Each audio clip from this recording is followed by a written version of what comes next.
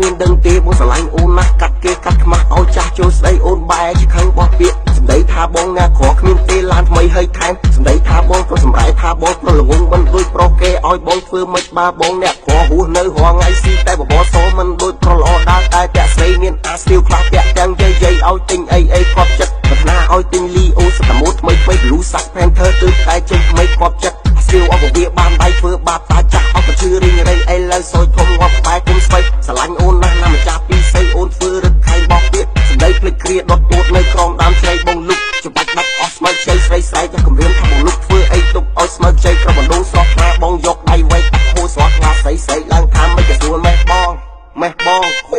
មិនយូរប៉ុន្មានអូនក៏មានកូនបងក៏ភៀសខ្លួនទៅនៅស្រុកថៃតែបងមិនភ្លេចទេនៅស្រុកពីស្អីបងតែងលុកលៃជួបអូនគ្រប់ពេលបងផ្ញើលុយកាក់ឲ្យកូនចៃដែរបងទិញលីអូដាក់ចូលក្នុងកដោបងទិញដាក់ផ្កាផ្ញើទៅជាវ៉ាទិញសុំអនាម័យសុខពុកមកខ្លាស្រីស្រីឡើងថាខ្វះសលេអនាម័យខ្វះទៀតក៏ក្តៅក្នុងពេលរៀបត្រីឲ្យបងធ្វើម៉េចបើបងនៅឆ្ងាយបើជួបឆំឆៃទៅចំណាយពេលយូរតែបង្ខំតស៊ូក៏តែបានជួបស្រីអីលើអ្វីក៏ត្រូវបានសមរ៉ាច់ជុំអូនដល់កំភ្លេចនៅរាត្រីយប់នឹងទៅដល់ពេលថ្ងៃឃើញស្រីទៅបងចាប់បាក់បលឹងព្រួលទៅលើខ្សែឃើញអូនមកមាត់បងបង្ខំស៊ូគ្រាខ្លាចស្រីពុំងាយអូនរងាខ្លួនប្រានអូនសួរបងថាចង់បានប្រមាណបងក៏ឆ្លើយស្មានចង់មកយក4ដងខ្លួនទល់នឹងខ្លួនមាត់ទល់នឹងមាត់សុំអូនគុំគាត់ណាស់ទៅជាវ៉ាក្រឡាប់កាប់ងាខ្លួនខ្លួនម្ដងម្នាក់សុំអូនគុំភ្ញាក់ពេលតែត្រូវខ្លាំងលន់សូខាងផ្លុកផ្លាប់បាល់ឡើងតែម៉ែទេចេញសម្ដែងរឹតអូនណែរបស់ពុតគឺវាអញ្ចឹងស្រីណាឃើញហើយតែតែព្រឺប្រលឹងព្រោះអីរបស់នឹងគ្មានអាណាដាក់តាំងអូនឲ្យស្មាងហើយបានឃើញពេលនឹងកាន់ទៅបលឹងថាវាធំប៉ុនណាអីលើសយធំដល់ចំណុច